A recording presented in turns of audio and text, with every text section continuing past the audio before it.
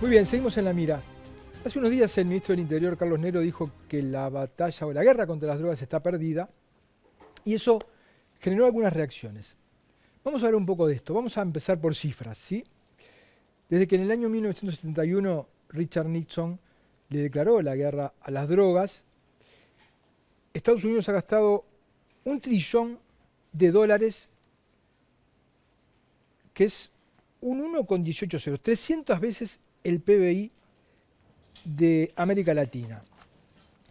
Cuando eso ocurrió, Estados Unidos tenía 200.000 presos, hoy tiene 2 millones, tiene el 5% de la población mundial y el 25% de las personas privadas de libertad.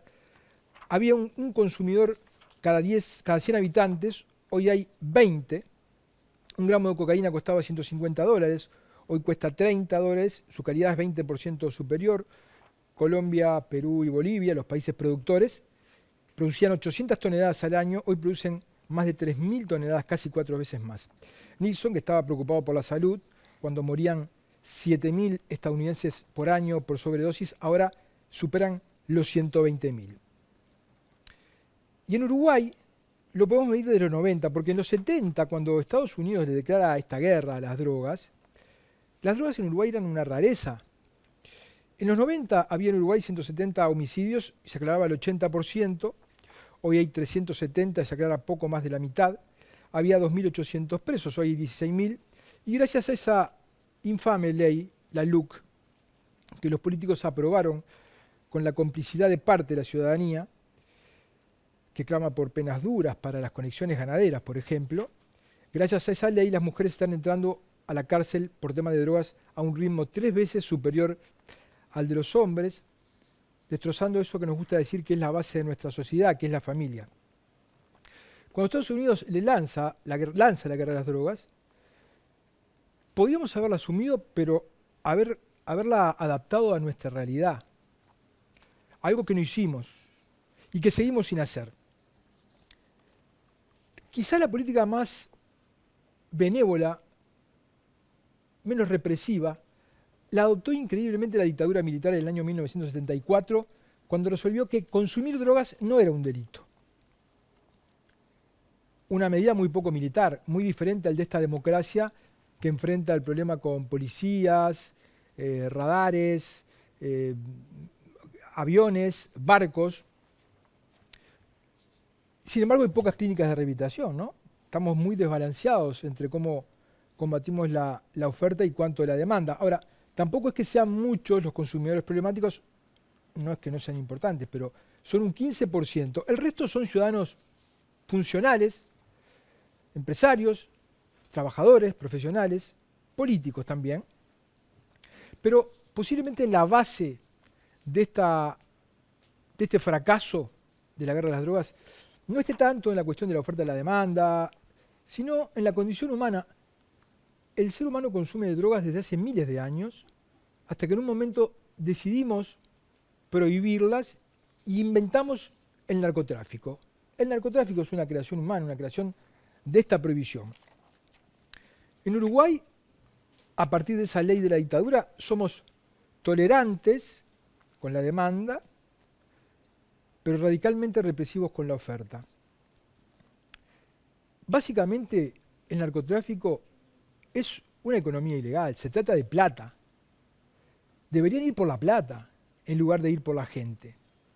Hay otras economías ilegales a las que Uruguay ha tratado con condescendencia, por ejemplo el contrabando, que le hace daño a la economía, a los puestos de trabajo, a diferencia de la cocaína que no compite con nadie, pero hemos sido cuidadosos. Lo incorporamos a la cultura, pero la droga, como dice el ex director de la Junta de Drogas, Daniel Radió, tiene ese componente moral que hace que hasta los políticos se sonrojen cuando tienen que aplicar políticas públicas en torno a eso. ¿La política el narcotráfico ha entrado a la política? No lo sabemos. Lo que sí sabemos es que la política se ha transformado en un gran aliado del narcotráfico, posiblemente el que mejor lo fogonea. Cuando no se da cuenta que es un negocio, que las clases pudientes van, consumen, se retiran y dejan detrás una economía ilegal, pero no regulada.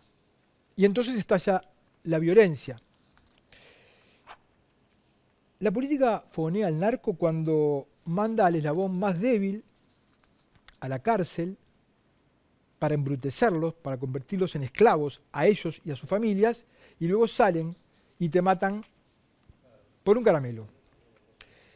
La política fogonea al narco cuando dice que nos quiere vender algunas frases hechas sin ninguna vergüenza, como por ejemplo que el Estado, si está el Estado, eso va a inhibir el narcotráfico. No, no sean tontos. La droga no se vende en los desiertos, se vende en las ciudades donde el Estado está más presente. La política fogonea al narco cuando nos dice que el desarrollo quizás nos libere un poco de este problema. No sean tontos. Los países más desarrollados son los que más consumo tienen, porque tienen más dinero. Como la gente que tiene más dinero en el país es la que más consume. La política fogonea al narcotráfico cuando confunde que tráfico y consumo son indicadores de violencia. Estados Unidos es el que más tráfico y consumo tiene, y tiene 5 homicidios cada 100.000 habitantes. Europa es el segundo y tiene 3 homicidios cada 100.000 habitantes. Nosotros tenemos 12. ¿No será que no es la presencia del Estado, sino cómo el Estado está allí? ¿De qué manera el Estado está allí? Porque tenemos un ejemplo donde el Estado es monopólico, las cárceles, y es el imperio de la violencia. ¿No será que lo que nos pasa no es una ausencia de Estado, sino la presencia de un Estado tonto? De un Estado que no entiende las claves de este negocio, que no entiende que en la base está la condición humana.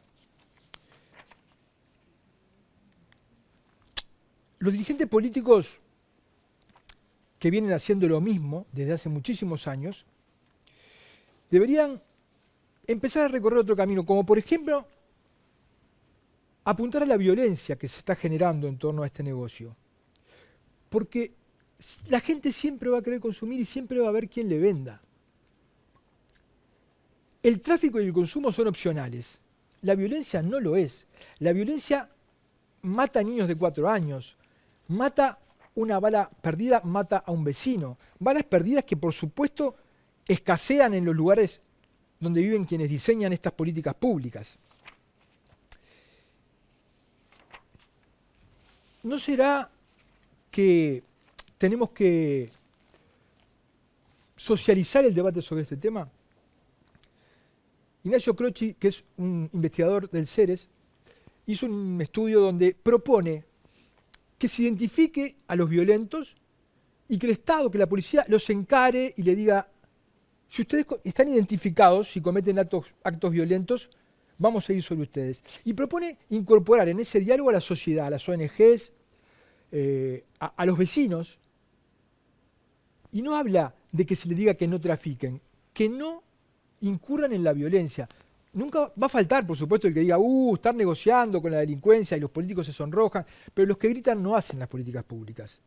Las políticas públicas las hacen los dirigentes políticos. Y si no les preocupa a los dirigentes políticos, por otra causa, que los niños de esos barrios maten y mueran antes de cumplir la mayoría de edad, por lo menos háganlo pensando que si mueren antes de cumplir la mayoría de edad, luego no van a poder votarlos. Les agradezco que hayan estado ahí, los espero la semana próxima, que pasen bien.